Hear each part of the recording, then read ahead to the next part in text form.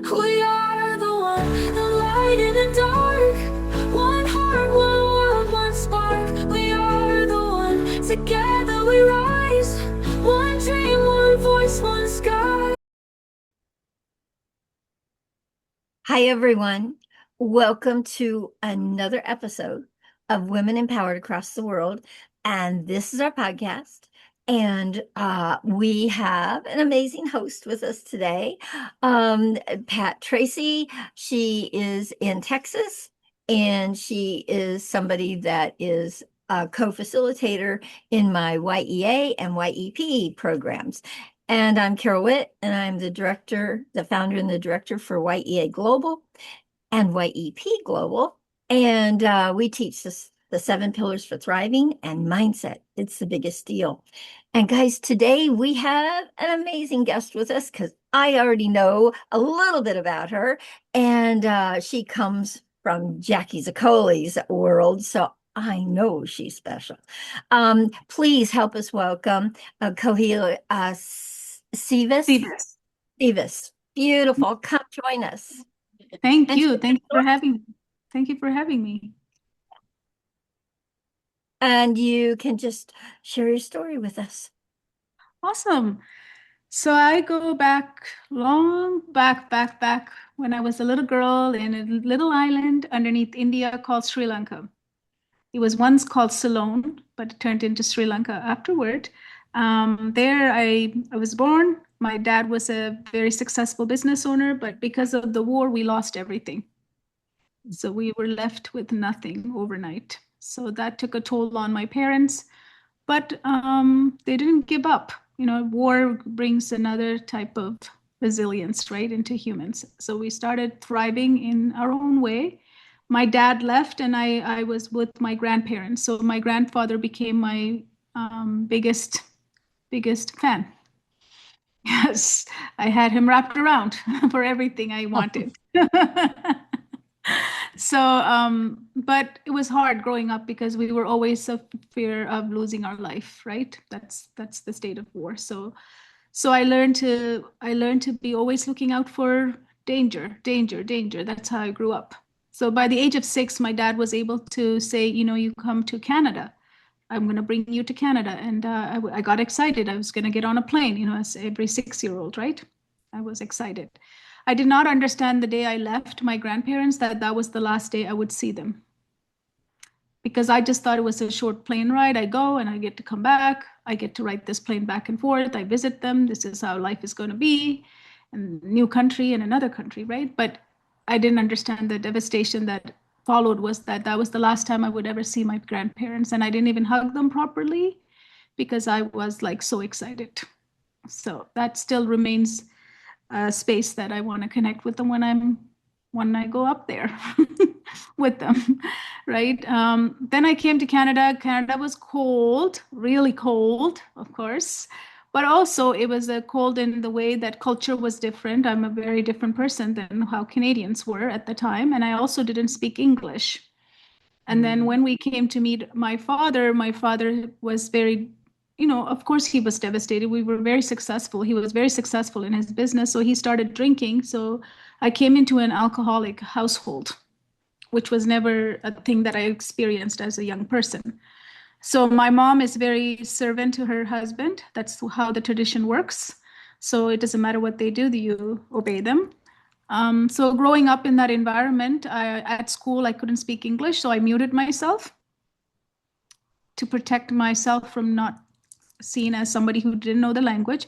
At home, it was always unpredictable what's going to happen because of my dad's alcoholic behavior.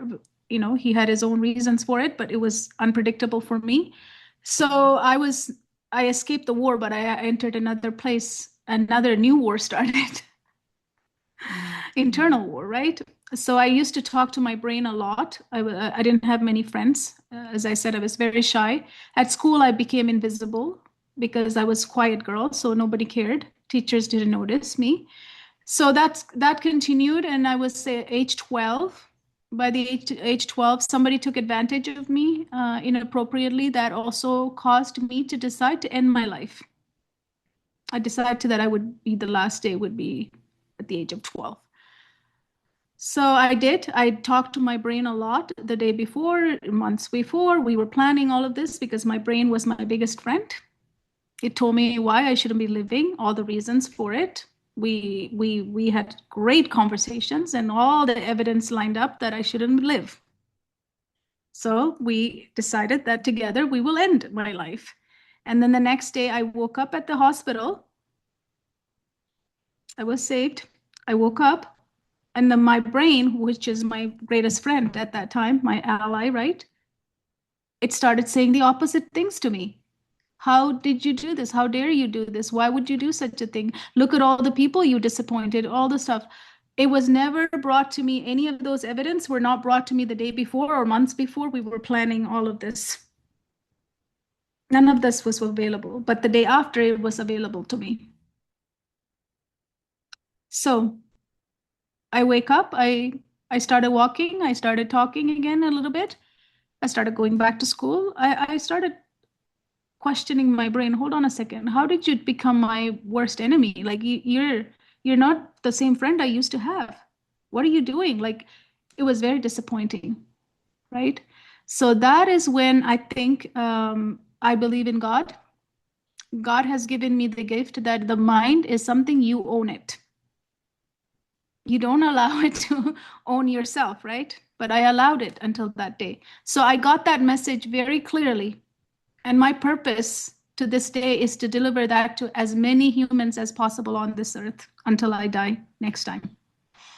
Right? So that's what I live. That's my purpose. That is my purpose. And that is my purpose for my grandfather, who always told me that people don't always going to accept you. He always told me that, things happen to you. People will never always accept you, but you have to be patient because they will understand eventually who you are. And that came to very, very handy for me when I was growing up in another country where I was different from everyone else. So I never have hate for anyone. I always have grace and I provide patience for every single person. So after that, I started working on math. Math was my love at that time. Really fell in love with math because in life I couldn't solve anything and my brain was also my enemy now. So we have a very tough conversations at that time. So I fell in love with math and I started cracking the codes of math. I would spend so much time on math, figuring out solutions because it gave me empowerment. It gave me confidence. Every time I could find answers to something, it gave me, because in real life, there was no answers to anything that I could solve. But here I can solve it. So that became very addictive and very therapeutical. So anywhere I sit, I just sit with math questions. I would investigate more. And if I can't solve something, I said, why did it work there? Why is it not working here? What's wrong? And then I would investigate further. So that led me to becoming really good at math. I was never good at math. I was never good at anything. I used to call myself stupid most of the days. That was my go-to thing to say to myself. So mastering my brain, talking to my brain, and taking control of my brain from that incident, as well as cracking the codes of math, gave me confidence that anything is solvable as long as I spend time with it, right? So that was another thing I started telling myself. So, and throughout that period of time, one of my ESL teacher, her name is Mrs. Mayo, because you only need one person, right? Ever to look into your life and say, somebody's here, is that normal? Go ahead. I'm removing them. Yeah. Go ahead. Okay, awesome. So Mrs. Mayo was my teacher who looked at me one day into my eyes and she said, Kohila, I know you can speak. Just speak. Those were the only words she said. And I started speaking. So today I speak because of Mrs. Mayo, because she was the only one who was able to look into our eyes, my eyes, and tell me, you can speak. And I did know I can speak, but I needed somebody to believe in me. So she's not here anymore, but I thank her every day for every word that comes out of my mouth. So with that confidence, with her belief, with my confidence in math, I started moving forward. I graduated. Of course, I'm working through a lot of stuff. It's not like it just everything worked out. A lot of things are happening, things are going on. I'm still struggling with my the abuses and all of these things, but I still had this real strong confidence that anything is solvable. And I would say that everything is solvable. Everything is solvable. That's what I would say all the time. So I wanted to become a teacher. I said, what is a better place than to be a teacher, to deliver all of what I have learned and mastering the brain, and definitely the math part, right? I could really help people. Like math was taught wrongfully. Like how many people hate math? Right? They always say to me, I wish you were there when I was little, right? Some of you might hate math too. It's like 4-letter word for many people, right? So I said, I'm going to change this. That was my first instinct, and that was my purpose. It's going to change this. I'm going to make people fall in love with math and use math as a therapy, which was my therapy. But I entered the school system, and it wasn't a place I could deliver that. I was very quickly, I'm very good at pattern noticing because of my math, what I have developed, very keen in that.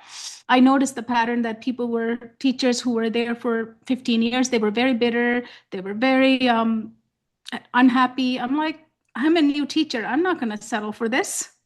I can't be in 15 years looking like that or like this. I'm not going to get to where I want to get to. So I can settle for a paycheck, or I can pursue what I want to. So I started my own tutoring business. And in that tutoring business, I started tutoring, but again, I got very disappointed because parents hire me as, you're a worker, I hired you, get my child to do better and get the grades. So we were running for the grades together. That's not what I wanted to do either, because I'm not a hired worker for grades. I wanted to create intrinsically motivated children. I wanted to create hungry students, right? I wanted to change their life. I want them to be independent, not just get grades and say, I passed that test. That doesn't work for me. So I started looking at it. Okay, I started studying in my tutoring practice. I would study the students. Okay, why is the student not able to do the math? What is the real problem? It's not the math. So I started noticing that it was never the math. Like I started also looking at my life. If somebody had given me the best strategy in the world, best hacks, everything, when I was 12, would I have done anything with that information? No. I was stuck. I was blocked. Internally, I was blocked in many systems of my biological system. I was blocked. So I said to myself, these kids are blocked. Everybody looks at it from behavioral perspective, right? I looked at it as, I was blocked just like me. They're blocked. So let's unblock them. Let's figure out where that exact block is, right? So I started unblocking my students. Guess what happened? They eventually learned math on their own. I don't even have to teach math. They're teaching me math. They're like, can I do like this? Can I do it like this? Can we try this? I'm like, great. This is what they need. They need to be unblocked so that they can carry on with their subjects that it's in front of them. Performance is a natural byproduct when we are unblocked. So that continued over, like that's 25 years ago, I started that journey. So 15 years ago, I completely shifted everything from a mentor that I met. Then I became in love with him as well. He saw me and he said, you know what, whatever you're doing, it's not tutoring. I said, what? Because when you do something you don't know, right? You just do it. Because somebody else has to look from an external place and tell you that you're doing something different, because to you, it's no different. It's just what you do every day. Because that's why it's a gift to most of the people, right, who do it naturally. So I was doing, and he came with his son and he looked at me and he said, you know, Kohila, you're doing something different. I said, I'm just helping kids. So he said, no, this is different. You got to start reframing this. So he was the first person to notice that. So I thank him for that every single day. And then we fell in love after that. So continuing from there, my son was little. I was divorced. I was separated at that time. My son was little, so I would carry him everywhere. I was a working mom. I couldn't let go of the teaching job because what if this doesn't work? You know, we have to have security, right? Because that's employer security is huge versus your business. So I was like in this business world and this employee world, I was like doing all of these things, running around and carrying my son at 10 p.m. at nighttime from my tutoring office home to put him to bed because I didn't have any help. And I was calling myself very successful business owner. In my head, I was very successful. Look at me. I can handle anything, everything, even a son. Everything is happening. But my son, one day at my tutoring office, he looked at me He's very sweet. He was God sent to me. He never asked me anything. He's so understanding. He looked at me and he said, Mom, we were eating dinner between my sessions. He said, Mom, is there any way we can eat this dinner one day at home? Oh, wow. That's what he asked me. I said, yeah, we can. So that was about 16 years ago. He asked me that. Mhm. So I said, I started looking online. Every night after I put him to bed at 10 p.m., I'm online going, okay, what can I do to bring him home? What can I do? So I have to go online, right? I have to take this business online, which means then I can work from home, which means my son and I can have this dinner at home. After school, we can just come home. And eventually I can quit my daytime job. So I will never have a daytime job. I can just build this business. So that's exactly what I did. I took my business in less than 6 months. I took my business online. I didn't know anything about online. Basically, I didn't even know how to use a computer because I was always a pen and paper person, right? But he asked, I have to do it. That's why you have kids, because they'll push you places that you will never go. So I took my business, I figured out, and then COVID hit. Was I ready for COVID? Yes, I was. I was, because I was online already. So many years I was already established. So I got people calling from Malaysia, Singapore, even Africa, asking, can you help my child? We don't have school. We don't know what to do with my kid. And I'm like, sure. Wow, sure. Yeah, exactly. So I took all of these people on, and then I got really busy again. And I'm like, I got to do something here. I can't be, so I can't clone myself. Could I do? And then I said, you know what? I'm going to create more coaches like me. So I'm going to share this with other people. So I've started training others. I could have always employed them, but in my mind, I don't like that model. The employee model is never empowerment, right? It's always a suppression. So I don't like that. So I started empowering them. So that's how it started. So 6.5 years ago, I started, almost 6 years ago, 5.5 years ago, I started to certifying other coaches, tutors, other teachers. So now we have over 350 plus people who are certified and licensed under my methodology as holistic neurogrowth success coach. And what they do is they apply ReadinessOS, which means are you ready to learn? Are you ready to perform? And we look at it through 12 systems that may be blocked internally because you're a biological system. I'm a biological system. We have to honor this soul. I call it soul print biology. And I map it over 12 systems and I unblock people. And when you unblock people, the performance is the byproduct of all of that work. We don't chase performance, we chase readiness from internal to external. So that's where we're at right now. Now I'm expanding into with anybody and everybody. It started for education, right? But it's no longer, it's just education. This is a human development system. It's a universal system because we're all same in the way we built and the way we came here. And when systems gets blocked, we get suppressed.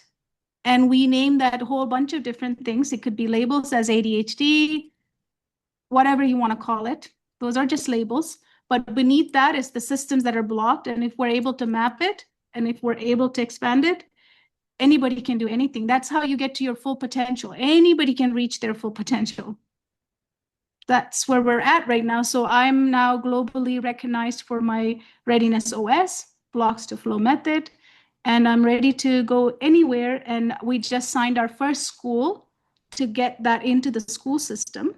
So everybody says, you've been taking teachers out of the school system. No. All these 300 plus teachers and coaches and certified tutors, they were all going to leave because they didn't like what they were doing. So I stopped them and I gave them something very beautiful. And I said, you can do this in the way that you like to do it. So I've actually kept everybody in where they're supposed to be because these are caring people, right? Most people who are in the profession of helping others love because they love from their heart. Most of them don't go in for money. Money just comes as a byproduct. So we just signed one school in Sun City, Arizona, for this to go inside of a school system. And since then, I know that we're not just going to patch the system that's not working because school system's not working for a long time. It has not. So I was thinking I can go and patch it, but no. We're going to have to rebuild the system. And the rebuilding what I have, the ReadinessOS is the foundation of it. So we're not going to patch or fix the system that's breaking down right now. We're going to have to rebuild a brand new one, and the foundation will be ReadinessOS. And everybody, what they have developed will be everything can go on top of it. But the ReadinessOS has to be the foundation, which is what I learned. I was at a summit So 2 weeks amazing. ago. Yeah, two weeks ago I was at a summit, mental health summit. Mhm. There was amazing speakers, amazing strategies. Everything was shared. But what God has given me in that summit, what I gathered at the end of that summit is that how all of what they're talking about will only work if the Readiness OS is implemented first. Like it's the foundation. Without that, we're just floating around to try to grip something. But because Readiness OS is internal. So I always say, come home to yourself first. If you're not Ooh. home here, you're not going to achieve anything, right? So that's Wow. me. Thank you. Thank you for allowing me to Oh, share the story. That's where oh, I am now. Kohila. Now Thank I you. know why Jackie said, Carol, you guys are going to connect. Oh, I will be sharing some things with you, but you and I are going to do some work together. I Thank you. already know. That's so Thank you. exciting. Thank you so Okay. much. Okay. So, Questions? wow. Wow, wow, wow. Yeah. Wow. A lot. Yeah. um, from where you came from to where you are, and and the resilience Yes. Yeah. of It's that God's 12-year grace. of that God. 12-year-old. Oh yeah, Mhm. because that is where your resilience started. Yes. 12. Yes. So amazing. So amazing. I love this story. Thank you. Okay, so I have a question for you. You, dear one, are a visionary. You see Yes. a picture. What do you see yourself in 5 years from now? I'm a visionary. I gotta see the bigger picture. I can see 10 years out of what YEA and YEP are gonna do. What is your vision for the next, like in the next 5 years, for what you're up to? I want to end human suffering. We're suffering, chasing performance, but in the wrong way, in the wrong order. Everything in me, in myself, is all equations. If the equation's not solved in the right order, we're not going to get to the results. So we're Oh, chasing performance before we're ready. And we need to honor this person here first. We forgot this person. Every one of us usually forget this person, and we chase results. And then we get burnout, and then only time then we turn around and look at ourselves and go, what happened to me, right? But that's not how performance works. This yeah, needs to be fulfilled. This needs to be aligned. This needs to be in activated mode so that I can enter the state of flow. From the state of flow, I can achieve anything I want. yeah, And at this should have been part of the education system from the beginning. beginning. In the beginning, when we created the education system, because that's where it all starts, right? But unfortunately, they assumed that we would come ready to learn.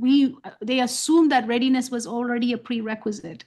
But they didn't understand the fact that humans are a biological system which is bombarded with so many variables. We're not always ready. We don't have a switch we turn on and say, okay, I'm ready. Let's go. I'm Yeah. in performance mode, right? We don't have a Right, switch. We got to get ready. This is a right. biological living being. Oh, So my goodness. Yes. yeah, and every one of us is different, Mhm. right? Every one of us is different. That's another thing. We forgot how individual we are. We are. That's what Mhm.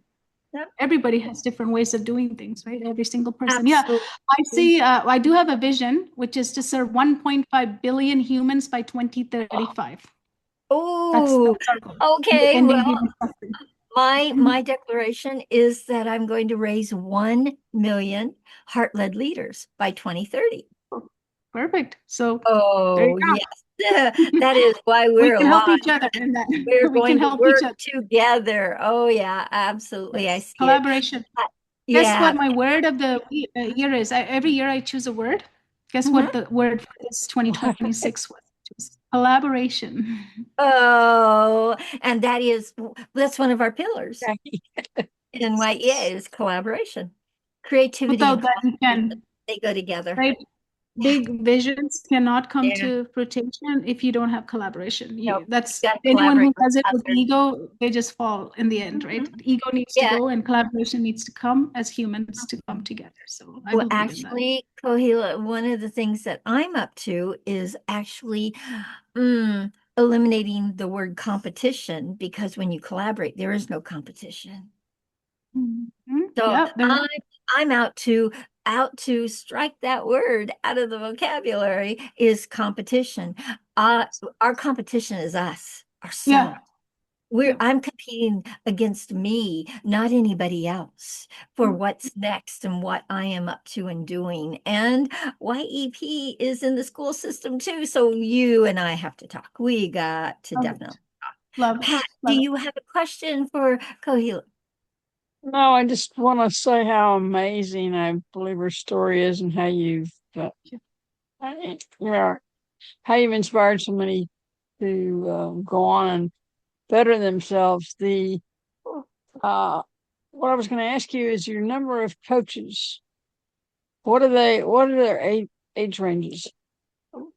They're anywhere in their late 40s up to 60. Some of them are retired, late 60s. Yeah. And we serve anyone from beginning of the age to up to, like, our oldest client right now is 70 years old. You know, because people do get blocked, right? Every I have stage an of your life. 84-year-old, so I got it. Yeah. So every age, every stage of your life, you can be blocked, Yeah. for different So reasons. true. You're never finished working on yourself, right? So Does a amazing. person never know when they're blocked? Yes. Yeah. So amazing. And my work is all inner work because it's all mindset. You gotta Yes. see what's running in the background, what's running your show, and Remember create. my death? I You remember how I decided to end my life, right? How much my mind played in that. Yeah, I Yeah. got it. It's, Wow. it's I always say Oh it's my. the biggest bullshitter ever in your life. This It's your brain. Right. Exactly right. It can be your enemy or your friend, and you got to choose which. and you have to own it. You have to own it. It has to Absolutely. know that you're the boss. Like that's Absolutely. yeah. Absolutely. Um, yeah, the power is in that it's our choice. Power Yes, is always. in our choice, Yes. always. Yes. Wow, thank you so much for Yeah. Thank coming you. and Thank you for sharing your having me. story. I gotta tell you, the reason I created this platform in the first place is because I was feeling disempowered as a woman here in this Mm. and what's going on around women's rights and what's happening. And so I was like, and I'm not somebody that stays in a disempowered space very long. So I was like, okay, we've got to have a place where women can be heard, where the spotlight can be on what they're up to and what they're doing in their lives and how they're making big differences out there in the world. And Women Beautiful. Empowered Across the World came, and I was like, this is it. And now we've done over 135 episodes of women sharing their stories and empowering so many women all over the world. So, yeah, that's where it starts. A lot of times, Yes, it's where it starts. I'm the director in the local chapter for Cabo for Global Women. Oh, we are talking. We are so talking. Oh So my I have to goodness. interrupt you because like everything you're saying is it's like Yeah. just coming together. So it's just like this. Yes. And then I'm starting a new YouTube channel. I have a channel that has 1.5 million subscribers that I work with. They're going to be helping me start my new brand called Her Compass, and you love this. Her Compass is the name of the channel. We're launching in next week, so I'm super excited. So that brand is really empowerment for women, because women, as you said, feel lonely a lot of time, and we feel like, and in a world where, especially in the entrepreneur world, right, because there's a lot of people who can take advantage of us, including me, was taking advantage for money and promises that's never held. Throughout 15 years of being an online entrepreneur, I decided that authentic exposure and authentic voice has to be heard on platforms like YouTube. So that's why I'm starting that, and I'm going to be creating faceless and a face one, so that other people can be empowered through that. So anytime you want to come and speak and have interviews on that, we're going to start building that channel through So the amazing. woman. So, Yeah. so amazing. I am looking forward to seeing where all you go. Your energy. No, your Yes. energy is so inviting, Yes. so warm, and Thank you. really authentic. I mean, Yeah. authenticity just It's huge. enrolls. You don't have to have a hook. You don't have to have it enrolls people in wanting to know more, in wanting to be around you.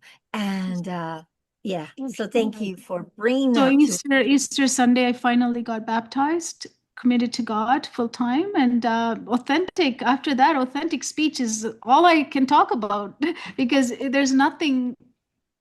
Before I had to get permission to speak, but now it just comes, and it's so easy to speak my truth. I And I'm not even oh, thinking about, is this going to upset somebody? I'm just speaking truth. If it's yeah. upset, truth will upset some people. I'm sorry, but it's the truth. There's nothing more. So that is so empowering. Since Easter Sunday, I cannot tell you. Authentic living has become, and words and everything is just, that's it, nothing more. This is who I am. This is right. Congratulations. Thank you. So another thing you and I have in common is I grew up in a household where women were to be seen and not heard. So I Yes. didn't have my voice either. And I tried to take my life at 12. Oh, look at that. Yes, we And do have then a connection. when it didn't happen and I woke up in the hospital, I said, there's something more for me in my life. I don't know what it is, but I went and started searching. So I get it, totally get it. You and I are walking the same path. And Wow. that's exciting, really is exciting to connect with somebody that like has been in many spaces with me. Wow. Thank you. Thank you Thank you so much. for Thank you for thank you sharing for that. sharing so graciously because those are not easy things to share. Okay. And so thank you for sharing so graciously with us and with our listeners. So Yeah. guys, mm, if you love these episodes, and I know you do because you're letting us know, please subscribe to our channel. Please make comments on the episodes. And please, your network is not mine. Go out and share them everywhere so we can get it out everywhere what Kohila is up to. What is she doing out there in the world and making a difference in the school system? Oh my gosh. And making a difference for so many people that are stuck and blocked. Oof, so powerful. Anyway, guys, we do these on Monday, one on Monday and two on Friday. And if you'd like to be a guest, just reach out to any of our hosts. We're all over LinkedIn. Reach out and say, I'd like to be a guest. And we will put you in our calendar and have you come and share your story and inspire so many women out there. Guys, Thank we all deserve to thrive. Let's do it together. And yes, you. Kohila. No, I was just agreeing with you. Beautiful, beautiful. Oh, Thank you. absolutely. Another amazing episode. Thank you, everyone. And go out there and thrive. Bye, everyone. Thank you.